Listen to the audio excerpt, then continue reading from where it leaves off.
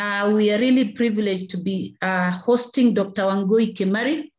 Dr. Wangui Kimari is an anthropologist based at the Institute for Humanities in Africa, that is HUMA, in Cape Town. Her work draws on many local histories and theoretical approaches in order to think through urban spatial management in Nairobi from the vantage point of its most marginalized residents. So this, I know you should now be asking why her keynote, it's interesting that her keynote is actually coming immediately after this panel that we've had. So I'm sure she'll help us build more onto the debates that we've just been having. Wangui is also the participatory action research coordinator for the Mathare Social Justice Center, which is a community-based organization in Mathare, a poor urban settlement in Nairobi for those who are not from Kenya. And she's also an editorial board member of the online publication, Africa is a Country. And with this, I am really privileged to welcome Wangui to speak to us. Karibu Wangui. Thank you so much, Dr. Alice. Thank you so much, Mwangi. I can see Caroline here, who I've worked with before, so I was happy to hear your voice. So my talk today builds on the theme of the conference, Living in a Changing Environment, and the themes of the preceding session, which unfortunately I didn't make, but I was happy to catch glimpses of hear glimpses of some of what you talked about in the preceding session. So this preceding session, Inhabiting the Urban Precariously, has kind of given me the impetus to present a paper called War Talk, an Urban Youth Language of Siege in Nairobi. So I chose to do this paper because it shows how people are inhabiting the urban precariously, but at the same time deftly, through a lot of agility, lots of calculus, lots of ujanja, lots of embodied cunningness, and through this enacting fugitive possibilities wherever they can, and through both material and enunciatory practices. So, and when I talk about enunciatory practices, I'm referring to vernacular practices or oral practices or the spoken word language. And I think we've written a lot, and perhaps the preceding conversation gave a lot of space for practices, the tangible practices that people get up to. And even in my own life, I've written a lot about tangible practices, but I think we can also give duly attention to the vernacular processes that people engage in. So the language they take up to employ oral resistances from the margins that at the same time build histories, challenge, acknowledge power, but do not concede. And so that's what I hope I will do in this conversation, which I hope is a conversation on War Talk, an urban youth language of siege in Nairobi. I'll share my screen shortly. I don't have a lot of slides, but maybe I should say that War Talk is based off close to a decade of thinking, of research, of trying to think with interlocutors in Mathare. But above all, I would say 14 years of friendships and relationships, because for me, research is always about building relationships. And it's also, it's based off a paper that I wrote last year. So if you've read it, Paul Esana, I hope I won't bore you today. But that's published in the Journal of Eastern African Studies, which I know the BIEA is affiliated to. And so just as a kind of signposting before I begin the talk, when I reference War Talk, I mean the everyday vernacular of war. So everyday speeches of war embedded in Sheng that you can hear in particular spaces, principally in Eastlands where I focus. So I know some of you know examples of this. And if you are in a space together, I would ask you, oh, tell me some of these references, but some of these speeches of war that you hear, but maybe Zoom doesn't allow for it. But if I can just gesture to some of these that are even in our everyday speak, we talk about, for example, Rada. People are always saying Rada, which is in some ways a war symbol. A Rada is a war symbol. Talk about Ngori. Ngori comes from danger. We talk about last man standing sometimes, camouflaging. And so it's I really built my analysis off these references embedded in everyday vernacular that I encounter principally with young men, although some women use these terms as well, but principally in young men in Eastlands. So in my presentation, I'll use these words as a window into the social environments that produce them. And at the same time, upholding these references, this war talk, as important tactics for acknowledging, but refusing to concede to the monsters that shape everyday life in poor urban spaces in Nairobi. Okay, so I'm going to try and share my screen. I don't know if I have that capability. Yes, you do. Okay. Let me make sure that I don't show you all the Madogodani on my on my screen. Let me just get my slides. Apologies for that. So Batata, a popular hip hop artist from Mathare, includes the following lyrics in the chorus of his song, Wanafik. He says, ghetto is the life that we have been used to, just chilling in Kosovo. Life is normal, there is no problem, but it must be that we live life like soldiers. Similarly, the reggae song Mayutwa Today by Danito, whom I'm sure many of you know, also a popular Mathare artist, brings home in the refrain that the youth of today, they get problems every day. The youth of today, they are abused every day. This generation is really hurting. So borrowing from Joyce Nairo's discussions, I look at how the war vocabulary used in these popular urban songs and in everyday Sheng conversations in the east of Nairobi gives us broader vistas into the spatial and social geography of these areas. It is this reference to abuse and life to be lived as soldiers as but two examples, which constitute what I call war talk. So war talk is a common and graphic language of siege that channels feelings of being at war in certain Nairobi neighborhoods. So drawing from the past and present, this youthful vernacular alludes to a continuous coloniality whose most visible contemporary spatial manifestations are the neglected yet hyper-policed environments many Nairobi residents live in. In thinking through war talk, I focus on the poor urban settlement of Mathare, where I've conducted both research and community work for over a decade. And this discussion is prompted by the war vocabulary I continue to hear in this settlement. And that has helped me develop the following argument. So these are my arguments. First, war talk, a vernacular of siege anchored in what Chege Giviora refers to as Sheng talk, emerges from the generative tension produced by the embodiment of two identities. These two identities are situated in a broad continuum of subjecthoods that youth in Mathare take up. So these two identities, which I'm sure you're familiar with, are Masafara or Safara, as well as Watuamta or Mtuamta. Certainly, these identities are not limited to Mathare, but are popular in other poor areas of the city. Second, my second argument is, since this language is spoken in particular locales, it is my position that war talk articulates the historical criminalization of poor space and its subjects, and becomes symbolic of where poor urban youth stand in relation to enduring national debates about, for example, political citizenship, class, and generation. Third, those state-society binaries here, as elsewhere, are not hard and fast. Those most implicated in war talk imaginaries as the vanguards of this war in Mathare and in other poor urban settlements broadly are the police.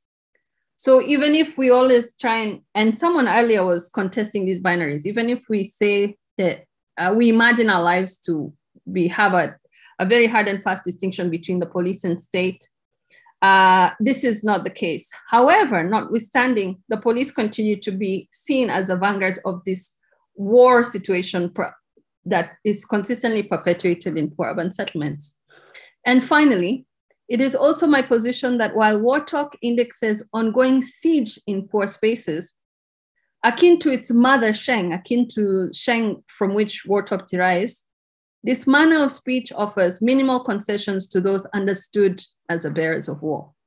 So even if kumejangori, even if there's lots of danger, this language does not position the speaker as a victim. And that's a key argument that I'm making. Rather, in a myriad of creative ways, This vernacular deftly and cunningly asserts the agency and tenaciousness of its speakers. And in this way, it functions, as Sheng does, also as a solidarity language, privy to those who have insider status, and offers symbolic enunciatory redemptions amidst difficult material conditions. So what are the conditions that prompt this language? I know a few speakers have kind of painted a picture in the previous section about the kind of conditions that obtain in different poor urban settlements. And adding to this, I'm quoting Rasmussen argues that the criticism of the urban planning and the management of Nairobi points to a decrease in state control in the informal settlements of the city, that citizens become alienated from the state as an effect of the lacking service delivery and protection. In contrast, I argue that the police stand in for this lacking service delivery. So there is service delivery, there's a great lack of service delivery, and which I agree, and these are some of the conditions that help prompt this war situation. But I argue that rather than filling the gap of this service delivery, the police stand in for this lacking service delivery, becoming ultimately urban infrastructure managers and planners in poor urban settlements. And they ensure that there's an increase in state control, not the decrease that Jakob Rasmussen was talking about, but an increase in state control through the hyper-policing and militarized conditions read locally as the presence of war. Unquestionably, in this normalized martial mode of urban governance in Mathare, but also Dandora, Korogocho, Kiambu, and elsewhere, the police are used increasingly to enforce city logics. That is, in a context where there are no elementary facilities, these forces become the tool that the government furnishes most readily, advancing, therefore, a martial response to urban neglect, so a warlike response to urban neglect, as opposed to addressing grave service gaps through socioeconomic strategies. As a feature of this response, the police offer important fortification of the area should those who are abandoned choose to show their discontent in richer parts of the city. And the 4 police stations that surround Mathare, likely the smallest constituency in Nairobi at only 3 square kilometers, further corroborate the role of the police in the direct urban governance of this and similar regions of Nairobi. Evidencing this, not one fieldwork day would proceed without me hearing a complaint about the police. And I'm sure it's the same. For those of you who've done fieldwork in poor urban spaces in Nairobi, I'm sure you hear this every day. Even if you're in Nairobi, hawkers complain. In CBD, hawkers will complain about Kanjo or the police. But equally for me, not one fieldwork day would proceed without me hearing a complaint about these forces.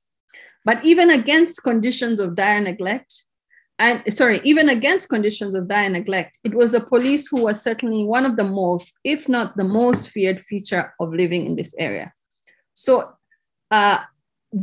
for sure, there's always the reality of inadequate infrastructure, lack of water, poor sanitation, but the police add to this fear, and are a critical element in forming the fear that people will embody in poor urban settlements.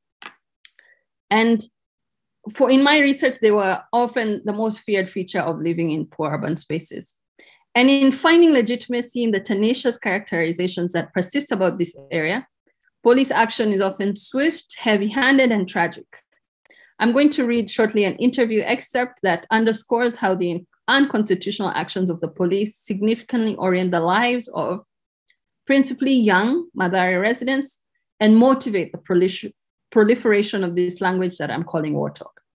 So the person from whom I got this excerpt is Akinyi. She's a journalist. Akinyi is a pseudonym. She's a journalist in Mathare. She's 37 years old, and her narrative referencing the police and situations of siege emerged naturally in the interview process and echoes the war accounts of other residences.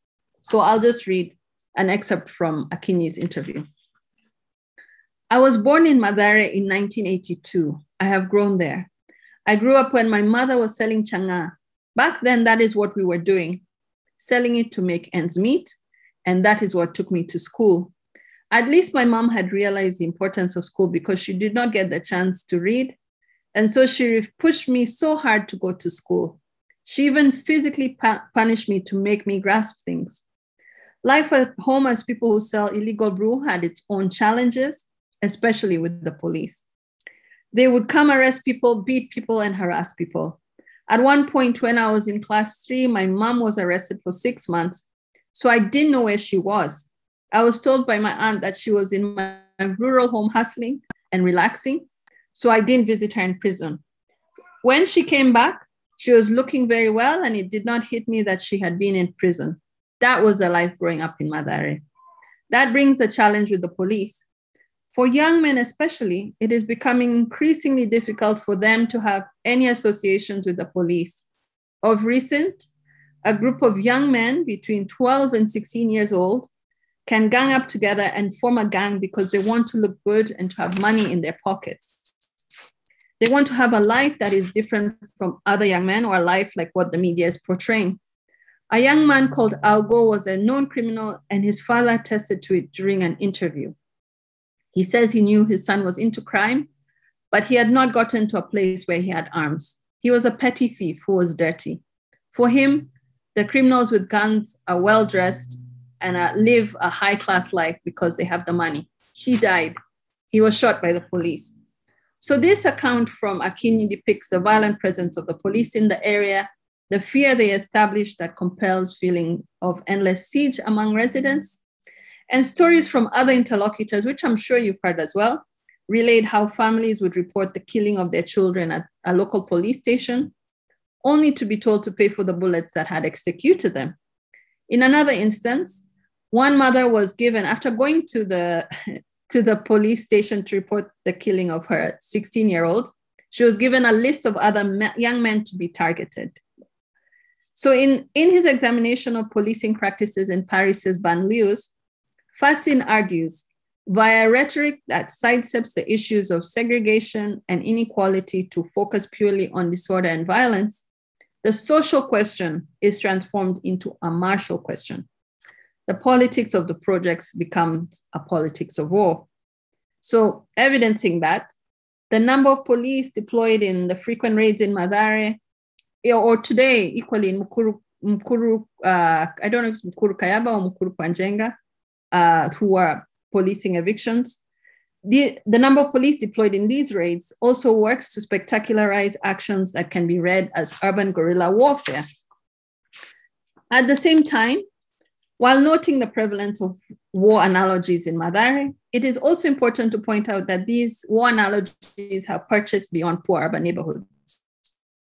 They have been extensively propagated by the President Uhuru Kenyatta and his administration, who talk about, for example, war against Johi. I'm sure all of you know that, war against alcohol or war against Al-Shabaab. So it's not just in Mathare or in urban settlements where these war analogies are. And commenting on this phenomenon on the global scale, Graham notes the rise of military urbanism and states that at its core is the widespread metaphorization of war as a perpetual and boundless condition of urban societies. So this is war against drugs, we have war against crime, against terror, and against insecurity itself.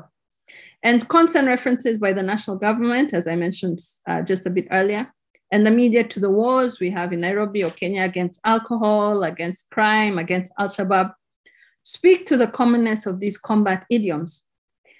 However, whether it's war analogies in Mathare or analogies against crime, against drugs, what all of these metaphors have in common in both their local and global iterations is a site where this war is territorialized. Geographies which evidence Graham's observation that hyper inequalities and urban militarization are mutually reinforcing.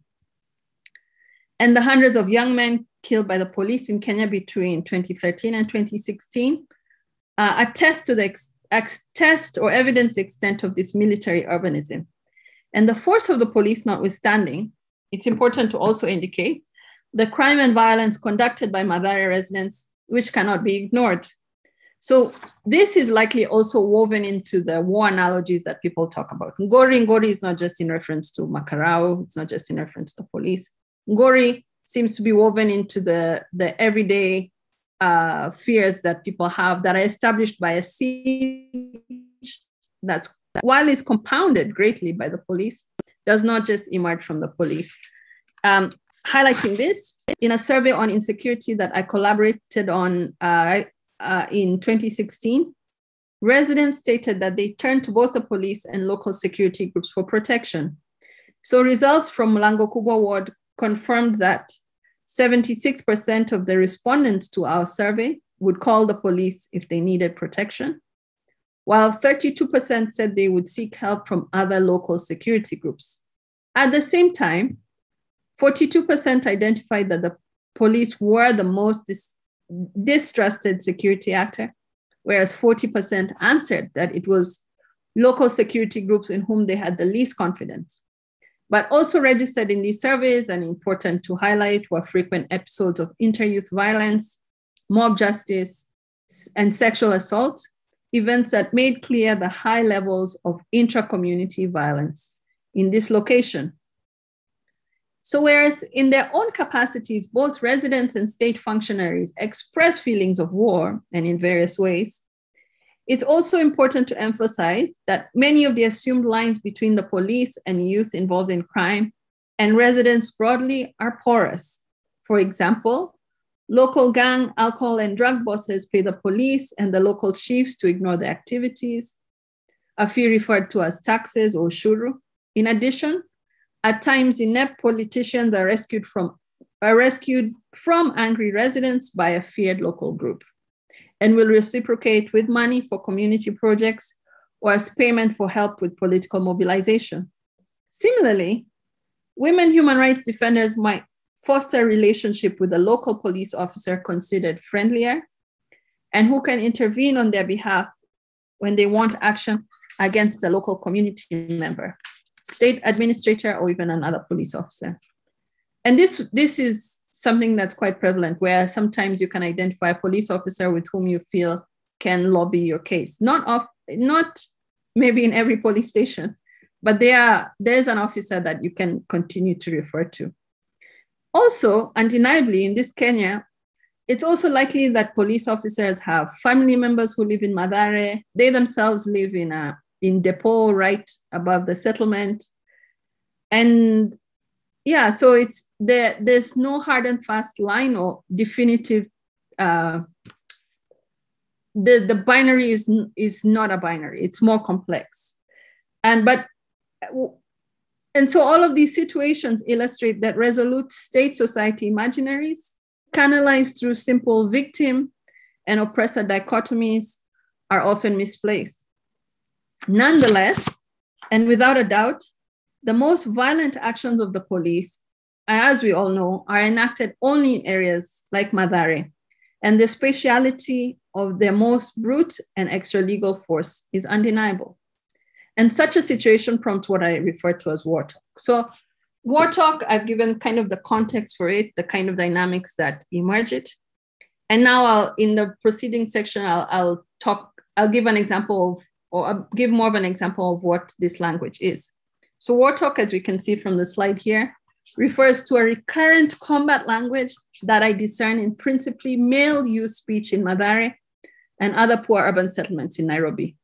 Because of its ubiquity, I understand war talk to constitute and contribute to, and quoting Bembe and Reutman, systems of intelligibility to which people refer in order to construct a more or less clear idea of the causes of phenomena and their effects, to determine the domain of what is possible and feasible, as well as the logics of efficacious action. And since Sheng emerges from the related socio-historical and spatial realities of the east of Nairobi, the segregatory material and immaterial grids that characterize Eastlands, this language of siege or war talk, which emerges from Sheng, further directs our attention to the violence reproduced in these communities, principally by the state. And these conditions yield particular modes of self-writing that I argue constitute crucial vectors for the production of war talk. And it's important to just come back to the two identities that I said, the two identities within a broad continuum that I say give birth or inform war talk. So these are Masafara and Watu wa Mtaa, and Masafara is translated here as Safaras, or Safara in the singular form. And as its English translation conveys, it connotes the precariousness of the social, political, ecological, and economic environment that correspondingly makes inhabitants suffer. Watu wa mtaa is recognized as people of the ghetto, or when referencing an individual, person of the ghetto, and identifying as a person or people wa mtaa or mtu of the ghetto, extends the figure of the sufferer through placing less emphasis on individuals' pain and more on what Ralph terms the hidden virtues of the troublesome. So these two broad identities allow for the interplay that we can see in war talk. At once, you feel victimized, you're under conditions of siege, but at the same time, you're engaging in a language that does not concede power. And that's what I highlight this feeling of victimization as a feeling that emerges from taking up this sufferer identity. But being mtu wa mtaa, there's this effrontery that is seen to be characteristic of this identity.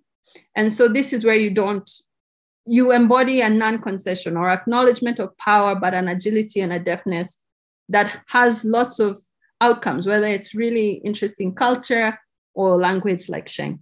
So these two broad youth identities, sufferer and mtu wa mtaa, showcase two resounding points on the continuum of Mathare youth identities and are anchored in the possibilities and the predations of the present moment. Though they may at first glance appear to oppose one another, they are interconnected and bring together self and community positionings that provide a view into the violent, spatialized conditions of Nairobi. What's more, they lend understandings to how young people from poor parts of Nairobi locate themselves in and against a more prosperous city. Certainly, these specific situated identities simultaneously register the marginalization of those who use them, while also affirming their resilience, defiance, and effrontery against intentional neglect. Essentially, these two subject categories become a counter-hegemonic site of resistance and rebellion, a kind of counter-public, and operate simultaneously in a productive tension as complementary opposites. Both identities, though, do not have providence in Mathare, since are popular Eastland Sheng phrases and are taken up in Mathare in particular ways. So what I think I've talked a lot about the identities that emerged this war talk. I now want to go to war talk itself. So we can see here examples of war talk, some of which I've mentioned, but some of which maybe you yourself use. So there's last man standing. When people say I'm the last man standing, which is often used in reference, when I've heard it used, it's people are saying, for example, many of my peers have been shot. I'm the last man standing. There's also exile, people saying he went into exile or he had to go underground. Underground is another one. And so sometimes we normalize it, but it's good to also step back and analyze them and look at the kind of dynamics of siege that they are portraying. So there's exile, there's also ngori, which is popularized and used quite often. And from my understanding comes from danger. There's also camouflage. One young man used to tell me how he needs to camouflage and conceal. There's also topographic usage or toponyms that then also indicate these feelings of siege. So Biafra, there's a place in Kiambu that is named Biafra after the Biafra War in Nigeria. And also it was probably named at that particular time. There's also Rada, there's also Kosovo in Mathare, and there's also Baghdad, which from my understanding is in Korogocho. And this on the left-hand side is a picture from Mathare that I took in 2015 during a raid on Changa dens. So this was if people know Juja Road or Mathare, this was the police and GSU parked in Austin Browns. But I see this at least once a month. There's often some form of raid ongoing, and that these kinds of consistent interventions are what contribute to these feelings of siege. So Dr. Realis, I know I only have 5 more minutes, so I'm going to conclude. So I've given some examples of war talk. And beyond, there are also explicit declarations of combat, such as here in the ghetto, women live in a war zone. And that quote is taken from Naomi Van Stapele's work, which also confirms this. There are also battleground metaphors used frequently by young males. These are idiomatic expressions such as I went into exile and I've indicated that, I'm the last man standing, or he died due to friendly fire, or you must camouflage and conceal yourself from the police, or radar in the sense of detection. So these local phrases are enrolled in a variety of formats. In one scenario explaining why he had to go into exile, one interlocutor gave a number of justifications. He told me, when the forest changes, the monkey has to change as well, was his initial answer. Later he added, youth are camouflaging to save their lives. Being drunk and dirty is important because the police do not want to see anyone looking clean. In order to save your life, you need to be dirty or drunk, because if you're clean and you wear fashionable clothes, they will say you are a thief. So this interlocutor's use of the term camouflage was intentional. A particular mobilization of war talk to articulate the need for everyday diligence against police presence and actions. Other constant references to motto or fire, such as the ghetto's hot, being caught or killed in the crossfire, and even divide and rule, give emphasis to this stamp of war in local consciousness. And notwithstanding the bluntness of this speech as an oratory device, this language is more patent when it animates the colloquial naming of certain spaces. So I've talked about Kosovo, Kismayo, there's also Kismayo and Baghdad. And these are three examples of the specialized war nomenclature in Madare. Elsewhere in Eastlands, and for similar reasons, we find the Balkans in Korogocho, Somalia and Dandora, and Biafra close to Isli, and where, according to Pendo, another female interlocutor, every young man has been killed by a police bullet and has left a young single mother. So the names of these sites intentionally reference not only a critical historical event in some distant location like Baghdad or Kosovo, but above all, the war conditions seem to parallel and be permanently imprinted by those labels. When mapped onto Madare and other neighboring urban sites in Eastlands, these names give us insights into how residents consider their space a combat zone. But Nairobi youth are not, this is not unique to Nairobi youth. Youth in Kinshasa equally can recycle and generate surprising, oftentimes embodied cultural vocabularies and aesthetics that, according to Du Bois, reflect social history while providing a subversive commentary upon the banalization of violence, the militarization of society, the apocalyptic gale force sound and fury of the city's constant religious transfiguration, and the material hardships in today's urbanscape. As youth in Kinshasa bring all of these different experiences to bear in language, it also allows them to map place names akin to youth in Nairobi. So they map place names in Kinshasa, such as Kuwait, Sarajevo, Kosovo, Chechnya, Afghanistan, and Baghdad, onto their own urban locales. Du Bois and Blizzard understand this spatial speech as a process of naming to reclaim, the imprinting of a personal stamp on contested terrain, which mirrors what both the colonial government and Mobutu, the second post-independence president, did in Kinshasa and Congo as a whole. Inherently then, in this reclamation, these war spaces become sites of opposition against the official order. And I would add that beyond becoming sites of opposition against the official order, that this naming also reveals a warlike social calculus in Kinshasa that youth engage in, like in Kenya, and in this way upholding war talk as an important register of socio-material experiences. Both in Madare and in the examples above in Kinshasa, we can see that war talk as both toponym and vernacular is enacted both in and because of particular spatial dynamics. It also reaches forth for change, however, in how its speakers think about their lives and space, and as well in how they should be understood by outsiders. Similar to Sheng, it is simultaneously, war talk is simultaneously a social instrument to express feelings, identity, and solidarity, and what, in reference to Mazrui, what can be understood as a paracode of the underclass.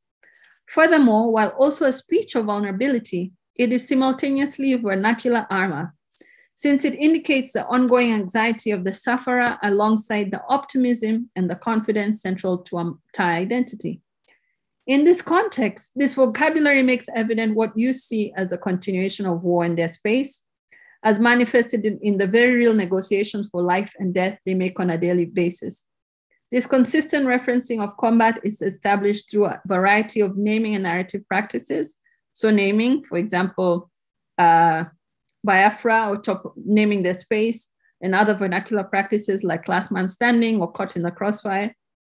But certainly these expressions also concurrently indicate the defiance, agility, and sense of possibility implicit in these situated negotiations.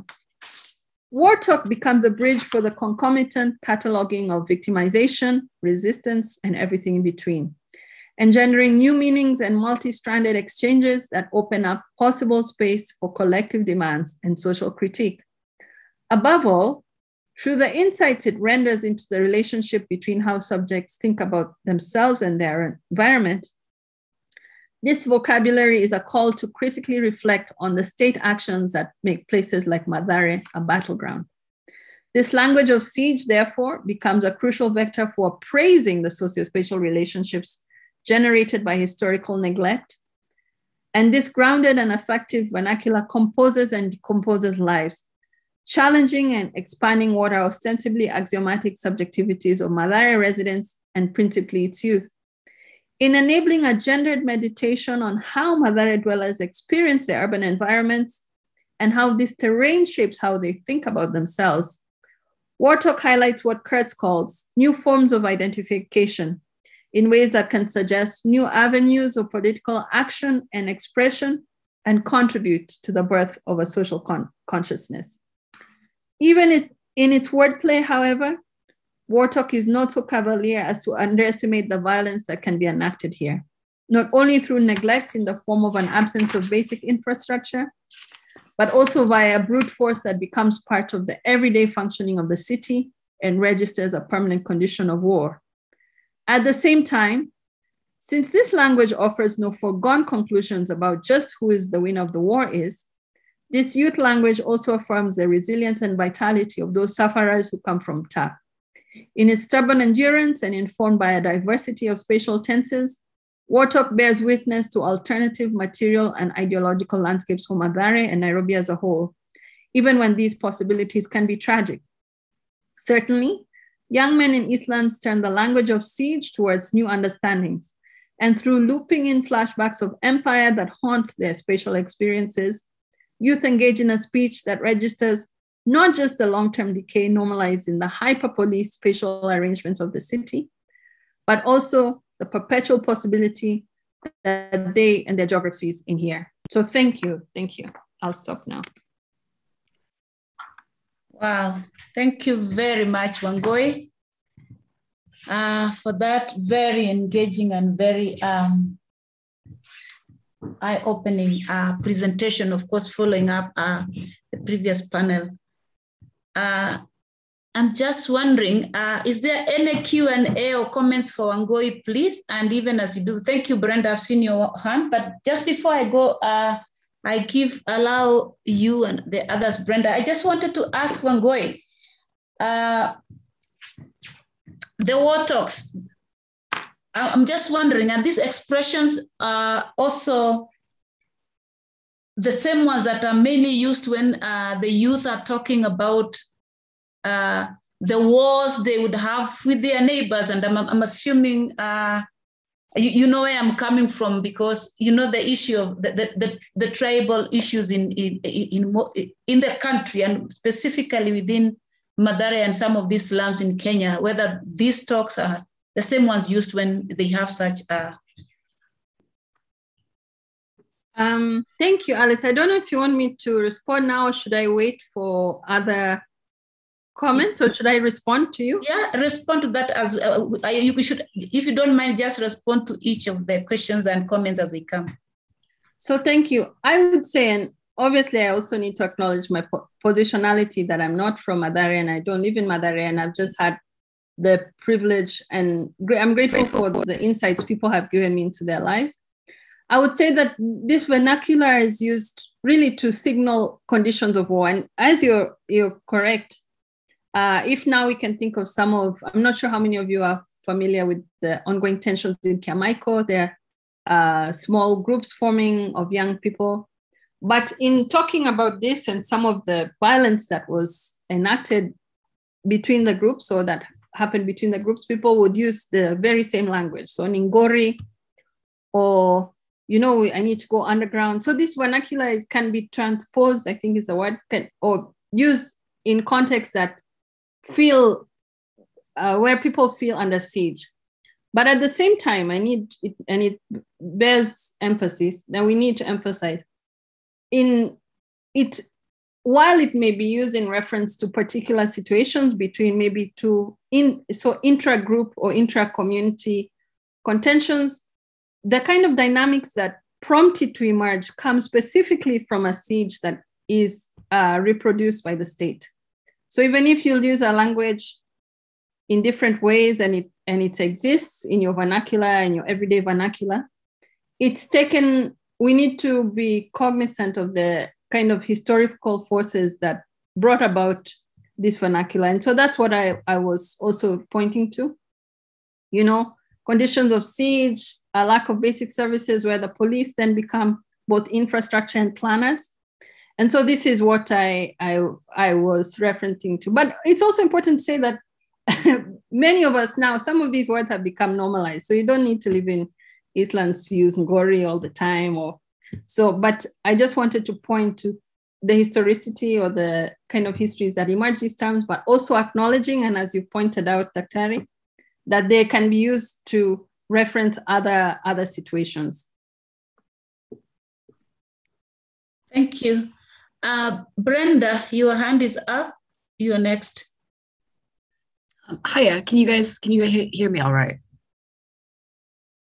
Yeah. Thank you, Brenda. So first off, thank you for that really fascinating talk.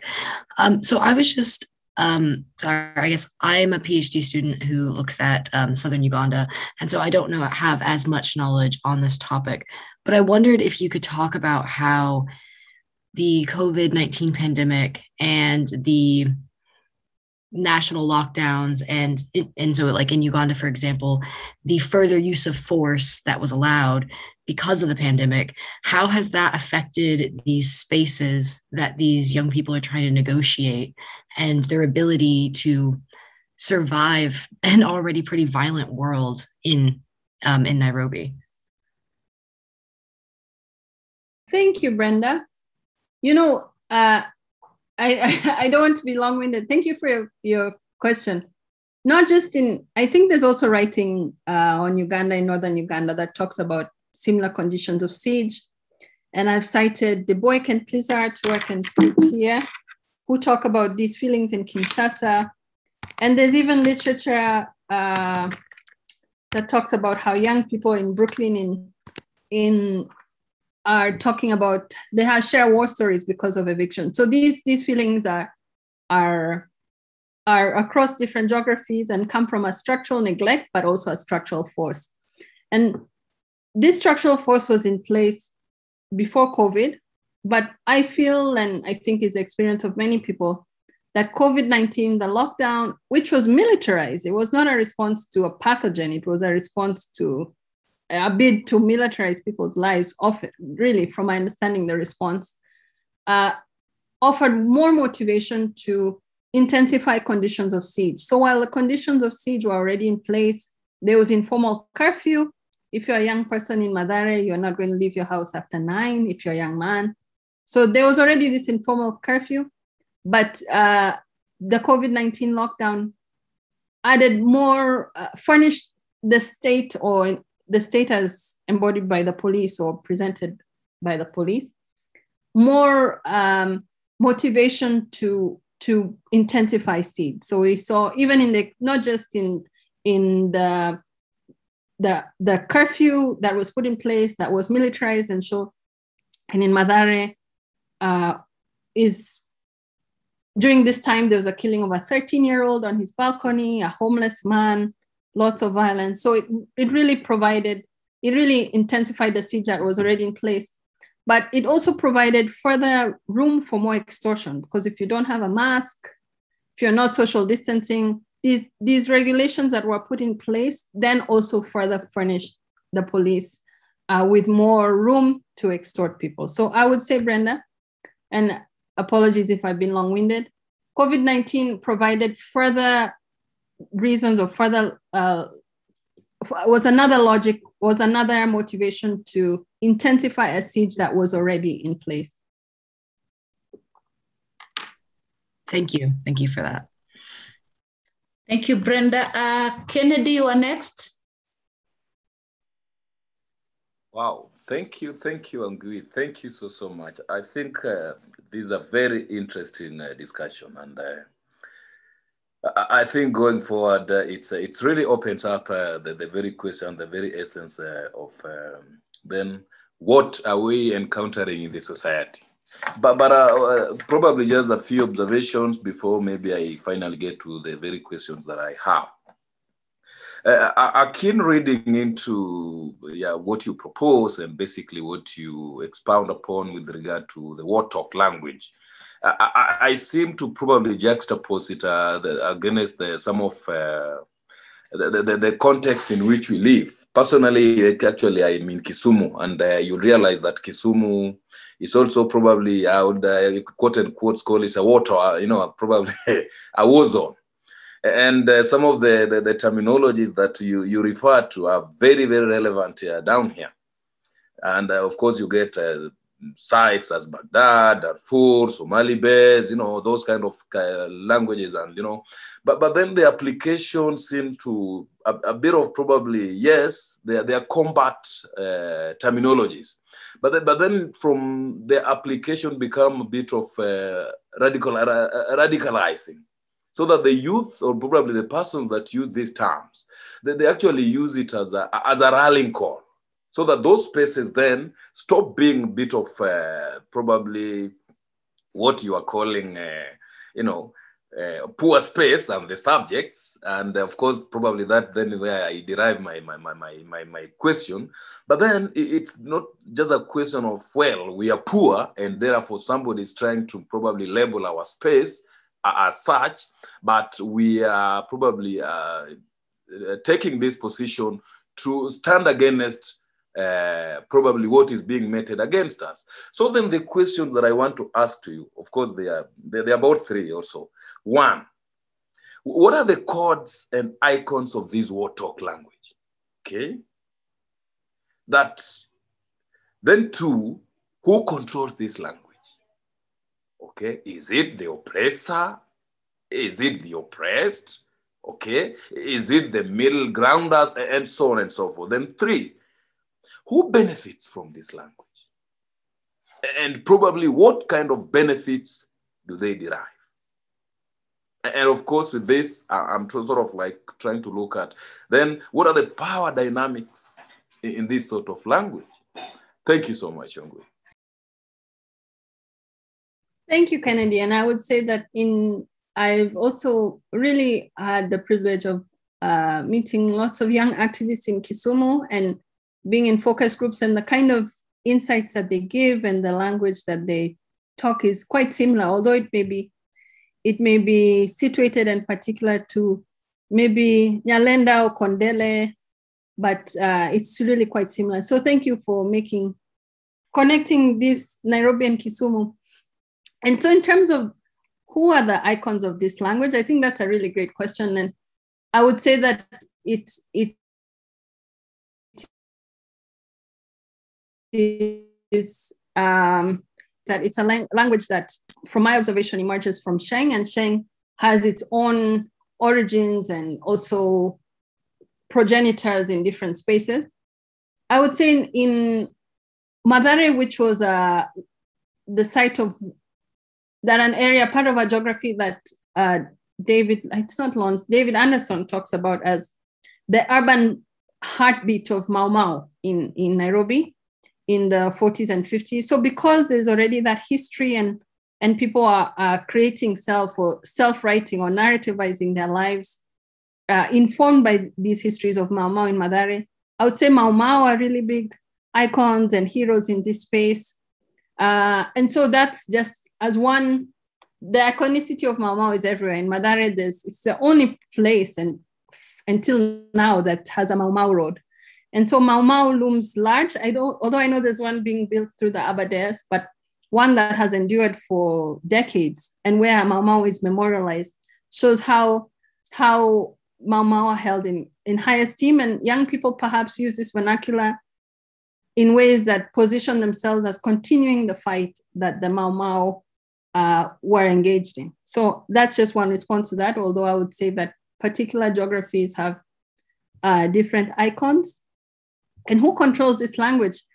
You know, we can ask the same of Sheng. Who controls Sheng? I think there's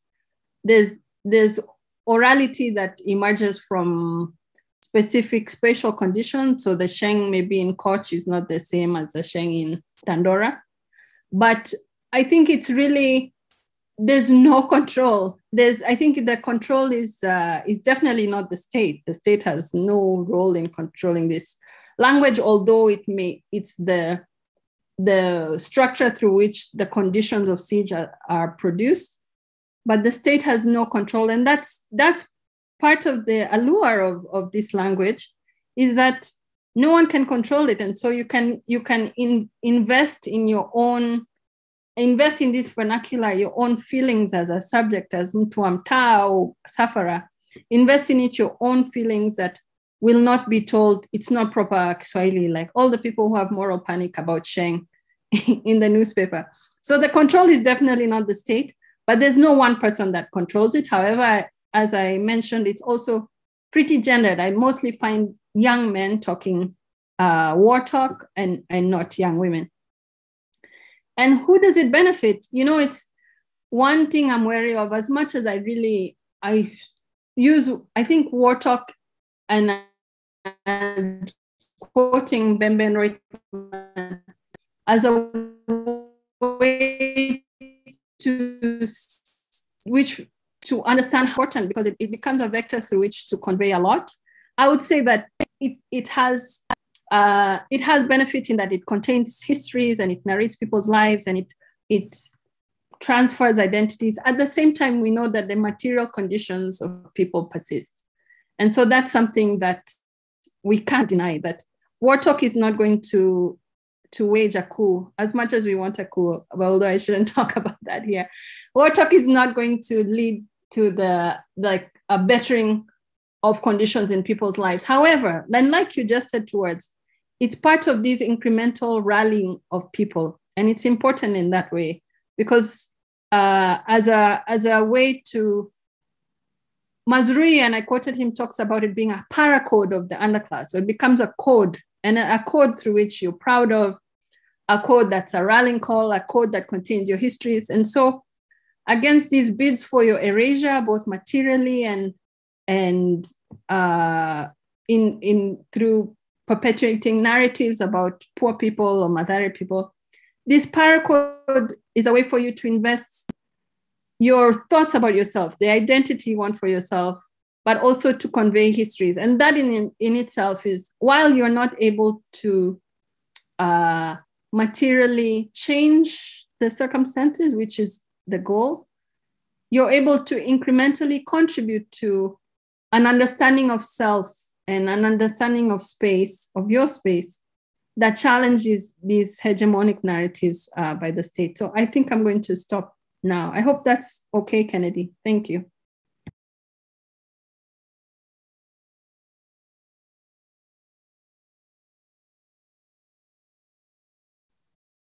Thank you, Wangui. I have a question from Prince. I know he would have wanted to ask this question, but I understand currently he's in a noisy place and he's out for field work. So I'm going to ask on his behalf. So he says, first of all, really interesting and insightful talk about how language is harnessed by youth. His question is, would you say that the language, war talk in Mathare is a transient phase exemplifying,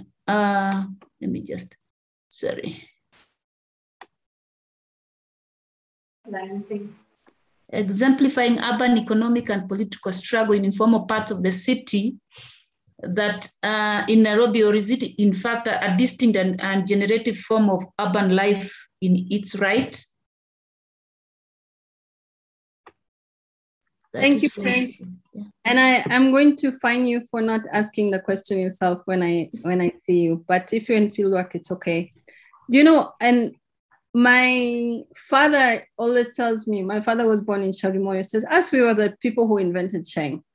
And why I bring this up is because if my Sheng existed when my 70-year-old father was in Nairobi, it shows that it's not transient, but it emerges, and the kind of words it brings up are related to both time and space. So I would not say that it's transient. I would say, of course, it changes, like Sheng changes greatly, but it metamorphosizes in relation to the political time we're living in, the temporality in times of time we're living in, but also in the space you're living in. So I would say it's generated by the form that Nairobi has taken. And as Nairobi changes form, although it doesn't seem to be changing form if people are being evicted in Mukuru kwa Njenga today, then also the language you use will change. Hopefully we'll come to a point where war talk is not normalized, but I wouldn't say that because it derives from Sheng and Sheng is continuous and metamorphosizes. I would say that it's not transient and that it becomes part of, and Joyce Nairo talks a lot about this, of how language becomes a way to demarcate or to highlight social and spatial geography. And so I think language is always there, or Sheng is always there, and there'll always be a way to, these vernaculars will emerge as a way to demarcate social and spatial geographies. Thank you. I'm also asking on behalf of Karweda Keremi, who is also in a noisy place, and she says she comes from a background of feminism organizing in Nairobi and is curious to find out how women and queer people who in different aspects are under siege use language to talk about their experiences. And she's also wondering if you noticed anything along these lines in your own research or in the community work that you do in Mathare. You know, that's such an important question, Karida. And I need to, in terms of women highlighting danger, there's always reference to danger in terms of don't walk there. It's, but because I haven't paid attention to it, and that's on me, and I need to pay more attention to it, but it hasn't stood out, there hasn't stood out a particular language in terms of women. In terms of queer organizing, Mathare is not a place where it's easy to be out. And so this maybe shapes whether I've come across it or not, but if I can throw the question back at you, I would really love if you've identified from your vast work doing feminist organizing, if you can discern particular languages that highlight this siege that for sure women and queer people face every day. So I'm sorry for running away from your question. I'm not running away. I just, it hasn't stood out, particularly women-centered terms, but I also it's a challenge to me to pay particular attention. But I hope that also to learn from you if you've noticed particular war talks to highlight the siege that queer people and women are facing in Nairobi.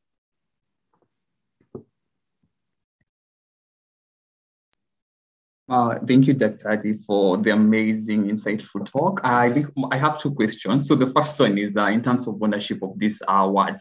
Do certain people, in terms of working gangs, have certain words that act as passwords to their base? I would imagine. Maybe I'm watching too much movie, but that's the question. The next one would be in terms of the uptake of these words, in terms, the older generation. Was using these words, or do they have are they developing others in resistance to this? I notice in terms of a word like the hustle, certain old people will not use a hustle. They will prefer making a living, or other fancy word that show them as ingrained in the social life or the economic life of those areas. So those were my two questions. Thanks. Thanks, Wangui, and I appreciate your questions. I would say that because my understanding of Sheng, or even my in my analysis of Warthog, it's really a specialized. And so I would not be surprised if different formations or gangs or youth groups have particular references that are a combat language, but other their own paracode, other their own calls for solidarity, their own ways through which they understand themselves and their situations. So I wouldn't be surprised, because I'm kind of too old and too middle class to to be in a base. But I wouldn't be surprised. And equally, I think in some ways, doing this talk, I realized, and it's an analysis that came from fieldwork I did in 2015. I'm probably so outdated, and I'm sure there are words that are not in use anymore. But I, for sure, I've, even from a 6-year-old grandmother to a 24-year-old woman, I've heard both of them use Ngori, And so Ngori becomes normalized across generations, partially because it's so normalized in a context where there's lots of youth, there's lots of combat, and it becomes a situated vernacular that's, you're not going to say it doesn't come instinctively to say there's lots of danger, but you can say kuna Ngori, And so sometimes there's crossover with different generations, and which I see, and an example of which is the word Gori. But also, I'm probably so outdated from this research that I did in 2015. And so there are other words that are particular to different bases or particular to different spaces that emerge. Thank you very much, Wangui. Really appreciate your address.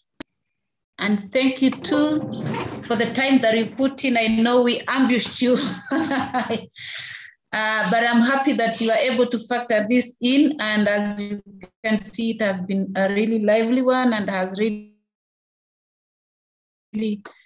helped build on. And also appreciate each and every one of you who has participated in this first session, this first day of our conference. And for the next 1 hour, we'll be taking a lunch break. And after that lunch break, we'll come in for the afternoon session. But Wangui, should you be having any question or comment that you want to put across, as it's your time now. Okay, thank you. And ambush was a joke, because to be honest, I would, if the BIEA and some characters at the BIEA asked me to do something, I will do it. But I was also grateful for this chance to share and to speak with you and to hear your comments. One thing I would like to say is that Prince and I are hoping to organize a forum next year in April for young scholars in urban studies. And so the forum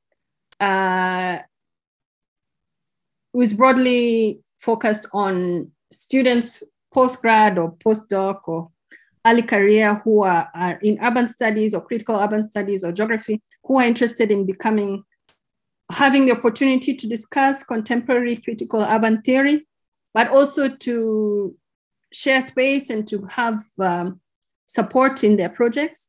And we also hope, and I'm saying this and we don't have the money yet, but we also hope to also fund maybe 5 projects, because I know getting fieldwork monies is not easy. So if you're a PhD student, a postdoc, early career, like we're also early career, and you are in this field, please, I'm sure there'll be notification of that through the BIEA's mailing list. And we hope to see you there, where we can build theory together and recognize that theory also comes from Africa. It doesn't need to, empirical work doesn't need to go to Europe or USA to become theory. You're making theory here every day.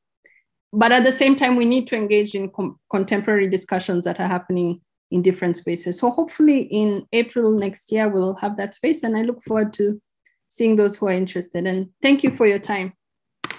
Thank you very much, Wangui. That's really helpful for you to mention, and Prince is also echoing you. And like all of you have heard, I hope those of you who are in this field are going to take up these opportunities as they come. This is a rare opportunity and a very interesting one, and actually a very one that we would want to appreciate, that it's not very normal, because we normally expect this to be coming between the North and the South. But now coming from within, this is something that is really appreciated, and we really look forward to. I hope as many of you who are in this area will take up the opportunities and spread word about the same. Thank you very much.